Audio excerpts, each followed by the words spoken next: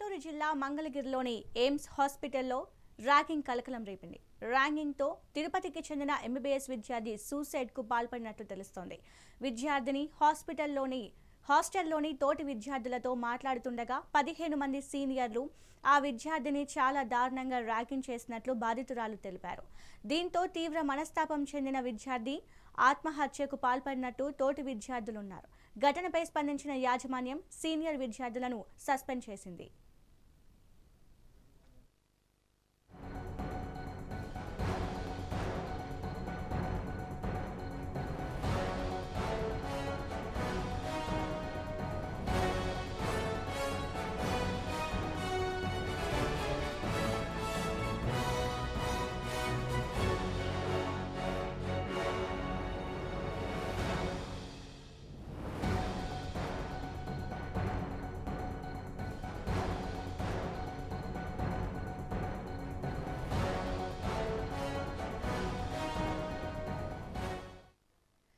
గుంటూరు జిల్లా మంగళగిరిలోని ఎయిమ్స్ హాస్పిటల్లో ర్యాగింగ్ కలకలం రేపింది. ర్యాగింగ్తో తిరుపతికి చెందిన ఎంబీబీఎస్ విద్యార్థి సూసైడ్కు పాల్పడినట్లు తెలుస్తోంది. విద్యార్థిని హాస్టల్లోని తోటి విద్యార్థులతో మాట్లాడుతుండగా 15 మంది సీనియర్లు ఆ విద్యార్థిని చాలా దారుణంగా ర్యాగింగ్ చేసినట్లు బాధితురాలు తెలిపారు. దీంతో తీవ్ర మనస్తాపం చెందిన విద్యార్థి ఆత్మహత్యకు పాల్పడినట్లు తోటి విద్యార్థులు తెలుపుతున్నారు. ఘటనపై స్పందించిన యాజమాన్యం సీనియర్ విద్యార్థులను సస్పెండ్ చేసింది.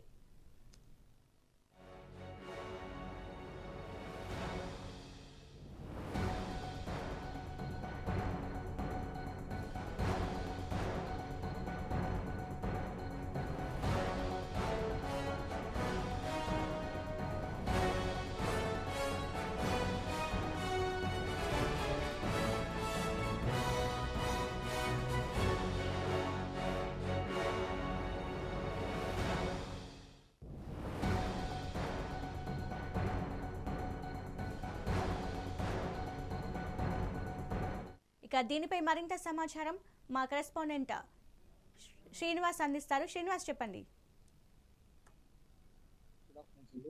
గుంటూరు జిల్లా మంగళగిరిలోని ఎయిమ్స్ ఆసుపత్రి. ఈ ఆసుపత్రి కేంద్ర ప్రభుత్వం ఆధ్వర్యంలో నడుస్తుంది. ఈ ఆసుపత్రిలో ఈ మధ్య కాలంలో ఆంధ్రప్రదేశ్ రాష్ట్రంలోనే కాకుండా మనం చూసుకుంటే యావత్ భారతదేశ వ్యాప్తంగా ప్రశాంతంగా ఉంది ర్యాగింగ్ భూతం. ఈ మధ్య కాలంలో గత జూన్ నెల 22వ తేదీన ఒక్కసారిగా రాష్ట్ర వ్యాప్తంగా కలకలం రేపుతూ ఎయిమ్స్ కళాశాలలో ఎంబీబీఎస్ చదువుతున్న తిరుపతి నుంచి గుంటూరు చదువు నిమిత్తం ఎంబీబీఎస్ చదువు నిమిత్తం గుంటూరు జిల్లాలోని ఎయిమ్స్ మంగళగిరి ప్రాంతానికి వచ్చి చదువుతున్న హాస్టల్లో ఉండి చదువుకుంటున్న ఓ విద్యార్థిని తన సాటి స్నేహితులతో ఏదో ఒక విషయం మీద ముచ్చటించుకుంటుంటే అటుగా వెళ్తున్న క్రమంలో ర్యాగింగ్ చేసే ముందుగా కావాలనే ఉద్దేశంతో ర్యాగింగ్ చేయాలి, వీడిని ఏడిపించాలన్న ఉద్దేశంతో ఓ విద్యార్థిని సీనియర్లు ఒక 15 మంది కలిసి అతన్ని ఎంత దుర్భషలాడి, ఎంత మానసికంగా ఆవేదన గురి చేసి, ఎంత దౌర్భాగ్యంగా ర్యాగింగ్ చేస్తే అతను ఆత్మహత్య పాల్పడ్డాడు మనం ఆలోచించుకోవాలి.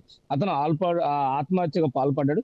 అదేవిధంగా ఈ ర్యాగింగ్ భూతం గురించి మనం ఆలోచిస్తే గత 2016 సంవత్సరంలో చంద్రబాబు నాయుడు ప్రభుత్వంలో నాగార్జున యూనివర్సిటీలో రిషికేశ్వరి అనే మహిళ కూడా వాళ్ళ ప్రిన్సిపల్ అదేవిధంగా సాటి సీనియర్ విద్యార్థులు తనని ర్యాగింగ్ చేస్తే ఆత్మహత్య చేసుకునే రీతిలో ర్యాగింగ్ పాల్పడ్డారు. అప్పుడే CM Chandrababu Naidu, home minister Chinarajappa ఈ ర్యాగింగ్ భూతంపై ఒక నిషేధం కాలేజీల్లో, కళాశాలల్లో, అదే పాఠశాలలో సైతం ఎక్కడైనా సరే ర్యాగింగ్ పాల్పడితే చట్టపరమైన చర్యలు తీసుకుంటారు. అదేవిధంగా కళాశాల యాజమాన్యాలు కూడా ఓ స్టిక్కర్, ఓ నోటీస్ బోర్డు అంటించాలి. మా కళాశాలలో ర్యాగింగ్ నిషేధం, ఇక్కడ ర్యాగింగ్ జరగకూడదని. ఇంత జరుగుతున్నా ఈ మధ్య కాలంలో అంటే రీసెంట్ గా చూసుకుంటే 1 సంవత్సరం క్రితమే ఈ ఎయిమ్స్ ఆసుపత్రి నిర్మించారు, చదువుకోవటానికి వచ్చారు. ఈ ర్యాగింగ్ చేసిన యువకులు కూడా గత సంవత్సరం వచ్చి సీనియర్లు అయ్యారు.